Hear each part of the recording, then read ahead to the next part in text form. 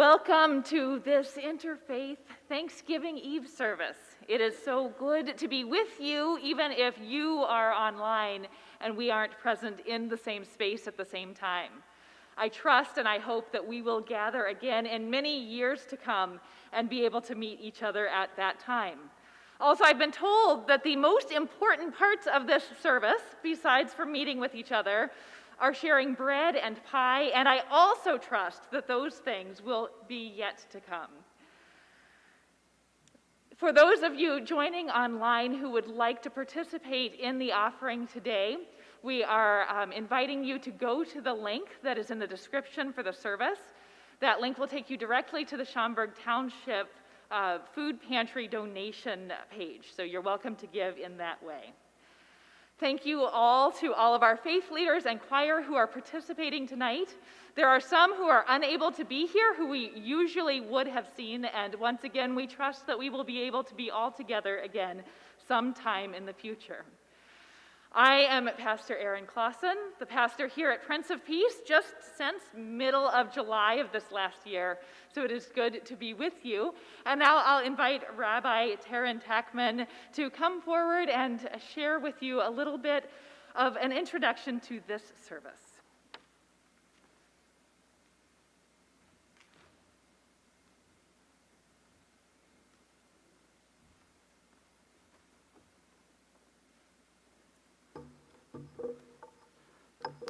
Baruch atah Adonai Eloheinu melech haolam, shehechianu v'kiyamanu v'higianu lazman hazeh. Blessed are you, sovereign of the universe, who has created us, sustained us, and brought us together this evening. I'm Rabbi Taryn Tackman of Beth Tikvah Congregation in Hoffman Estates, and it is a delight to be back together with friends for this annual Interfaith Thanksgiving Eve service. How grateful we are to Prince of Peace Lutheran Church for hosting and bringing us together once again. Special welcome and thanks to Pastor Erin Clausen, and welcome to the Interfaith community.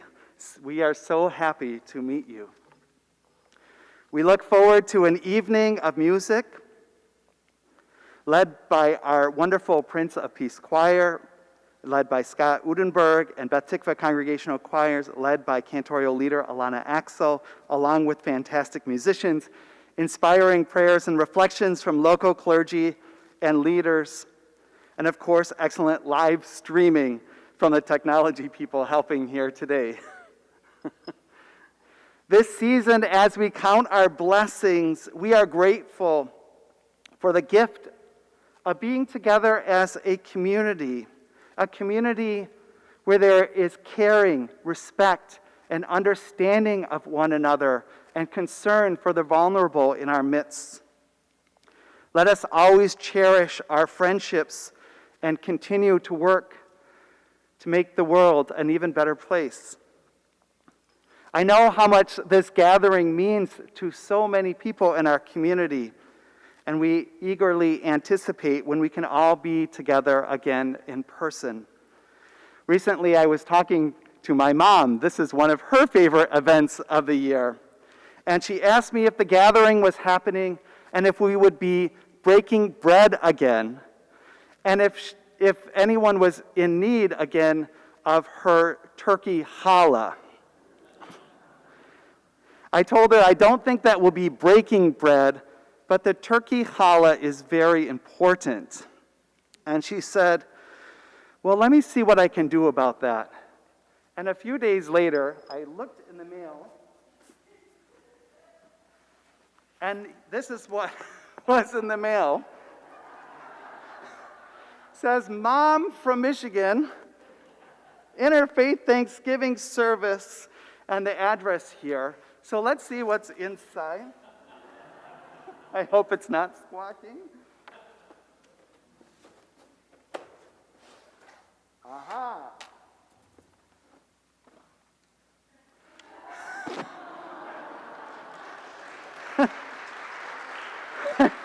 So I brought some scissors if anyone would like a leg or a wing, no calories. Absolutely, virtually delicious. Happy Thanksgiving, everyone. May God bless you and keep you. Many blessings to you all.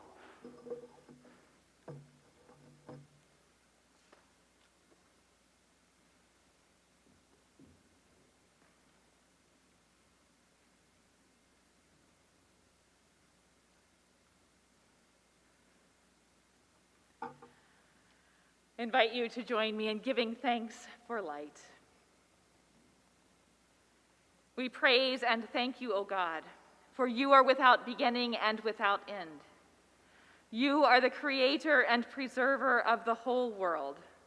But above all, you are God, the giver of the Spirit and ruler of all that is seen and unseen.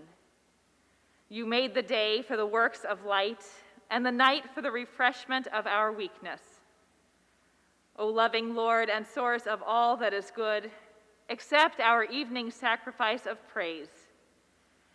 As you have conducted us through the day and brought us to night's beginning, grant us a peaceful evening, a night free from sin and filled with loving fellowship.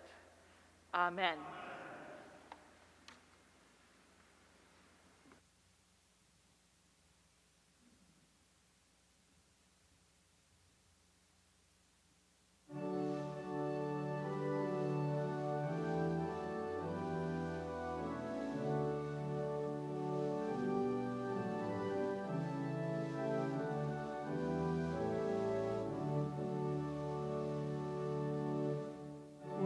Gather together to ask the Lord's blessing. He chastens and hastens his will to make known. The wicked oppressing now cease from distressing. Sing praises to his name. He forgets not his own. Beside us to guide us, our God with us joining, ordaining, maintaining his kingdom divine. So from the beginning, the fight we were winning, thou, Lord, wast at our side, all glory be thine. We all do extol thee, thou leader triumphant, and pray that thou still our defender wilt be. Let thy congregation escape tribulation, thy name be ever praised. O Lord, make us free.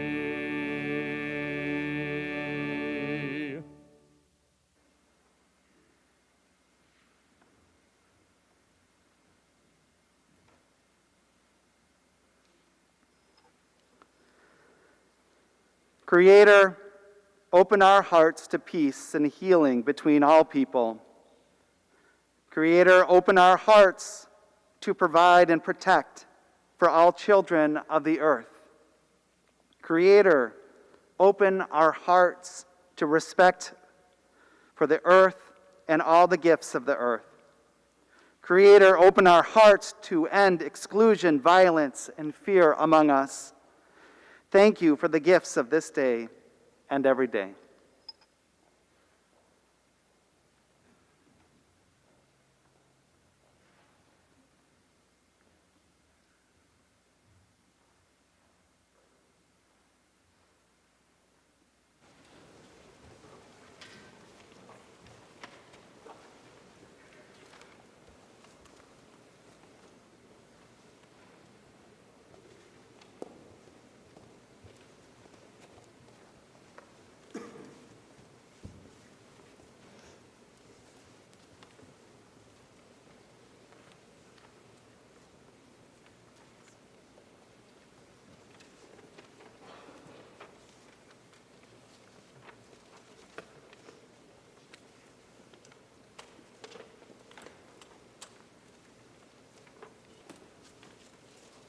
For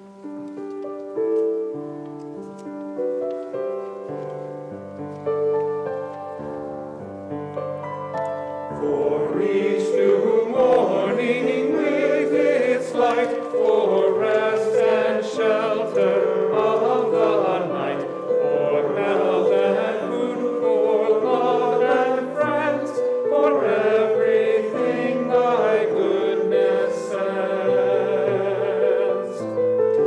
Thanks now we sing to thee, O God of life, that we may be a blessing to all the world and full of grace, as your gifts to us we now embrace.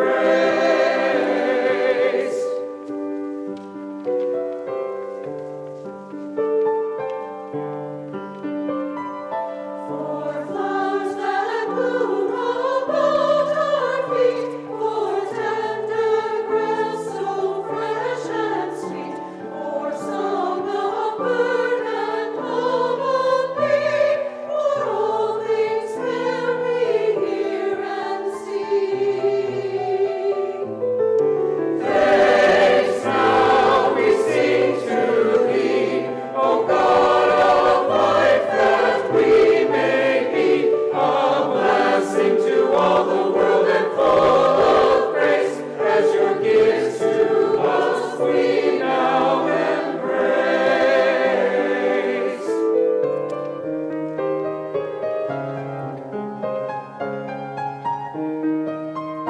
For frost that chill, for winds that blow, for rains that fall, for ice and snow, for seasons of beauty that come and go, our gratitude does overflow.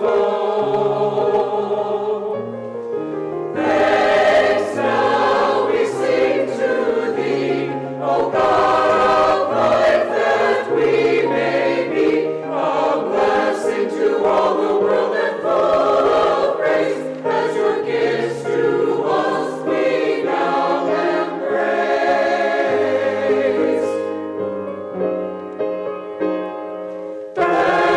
Thanks we sing.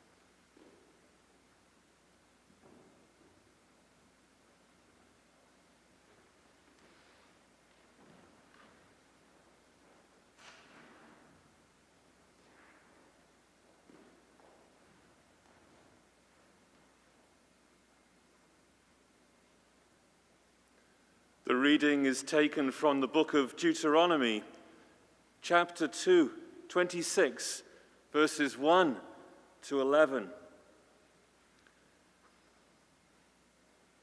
When you have come into the land that the Lord your God is giving you as an inheritance to possess, and you possess it and settle in it,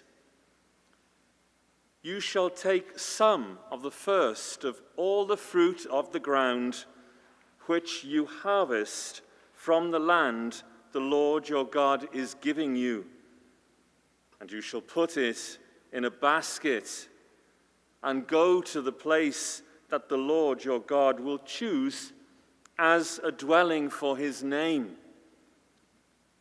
You shall go to the priest who is in office at that time, and say to him, "Today I declare to the Lord your God that I have come into the land that the Lord swore to our ancestors to give us.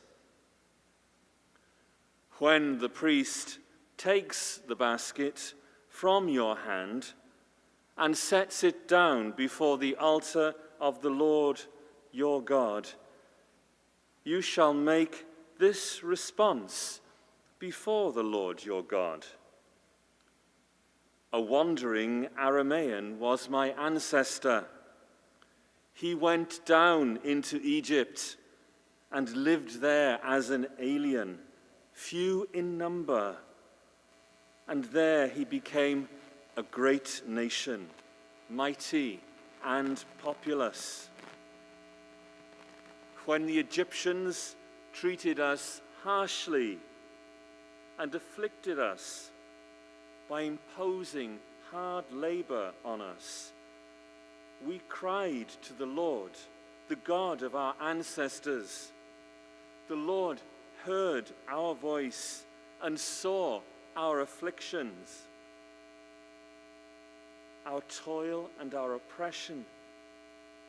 The Lord brought us out of Egypt with a mighty hand and an outstretched arm, with a terrifying display of power and with signs and wonders. And he brought us into this place and gave us this land, a land flowing with milk and honey. So now I bring the first of the fruit of the ground that you, O Lord, have given me. You shall set it down before the Lord your God, and bow down before the Lord your God. Then you, together with the Levites and the aliens who reside among you, shall celebrate with all the bounty that the Lord your God has given to you and to your house.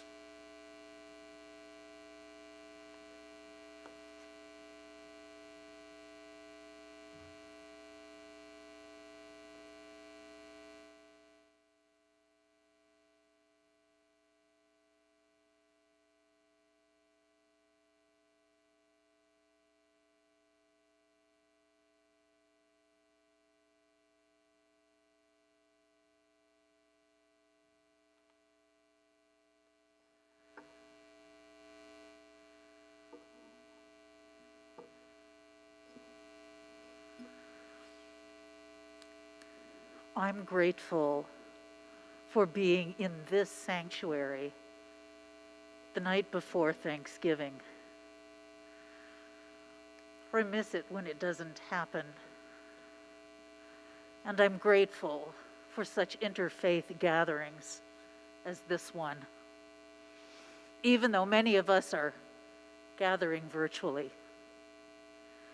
And I've thought some about my faith and how little people tend to understand Unitarian Universalism. And so each year I hope that you're grateful that I express a little bit of this interesting insider outlier tradition. It is a tradition that has always welcomed the wisdom of the world's religions. In fact, we have 6 sources that we point to as the roots of our tradition, the sources to which we turn for renewal and refreshment. And I want to give you just a little taste of those direct experience of transcending mystery and wonder. That's the experience each one of us can have in direct connection with all that is divine, and for which we can be so grateful.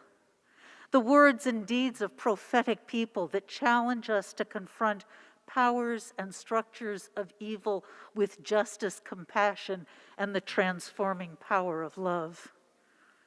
And then wisdom from the world's traditions and religions, and Jewish and Christian teachings that call us to respond to God's love by loving our neighbors as ourselves, and humanist teachings which counsel us to heed the guidance of reason, the results of science, and spiritual teachings of earth-centered traditions. And of course, there'll be things we don't have on our list of sources to which we turn. In fact, one of our central sources is this world itself and all that it gives us. But probably the thing I love the most in my tradition and for which I am grateful is that it is universal, and we care about the history of faith, not our own. And one of our sages, Henry David Thoreau, who never liked going to church, but hung out with his dear friend Ralph Waldo Emerson, who didn't like going to church either, but was in fact a Unitarian minister. Henry David Thoreau said, "These same questions that disturb and confound us have in their turn occurred to all the wise men. Not one has been omitted. Each has answered them according to his ability by his words and his life. The solitary hired man on a farm in the outskirts of Concord, who has had his second birth, and is driven, he believes, into the silent gravity and exclusiveness by his faith, may think it is not true, but Zoroaster, thousands of years ago, traveled the same road, had the same experience, and he, being wise, knew it to be universal and treated his neighbors accordingly. Let him humbly commune with Zoroaster then, and through the liberalizing influence of all the worthies with Jesus Christ himself. That age will be rich indeed when those relics which we call classics and the still older and more than classic but less known scriptures of the nations shall have further accumulated, when the Vaticans shall be filled with Vedas and Bibles, with Homers and Dantes and Shakespeare's, and all the centuries to come shall have successively hail heaven at last.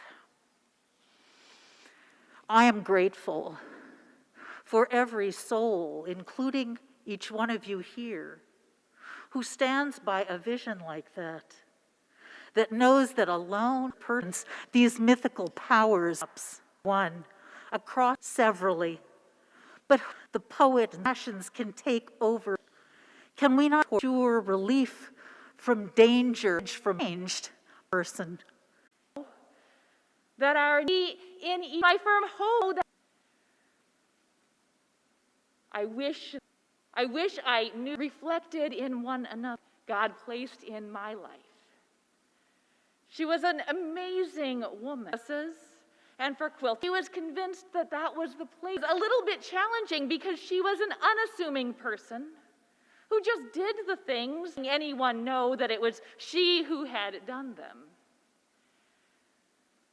Loved snow and weather of any kind. Aged, though, she began to lose her sight.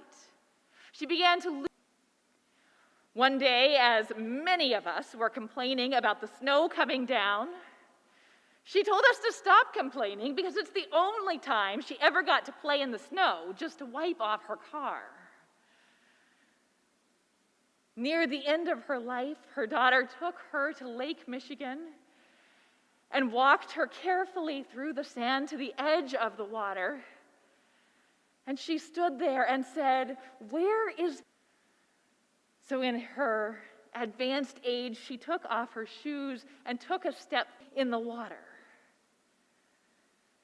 Somehow, in this person's life, she found a way to be grateful for each of the things that she has. And they'd mail them to her, to giving up. That I hope, so while I know that siblings around us might be understand art with hardness, not only hardship,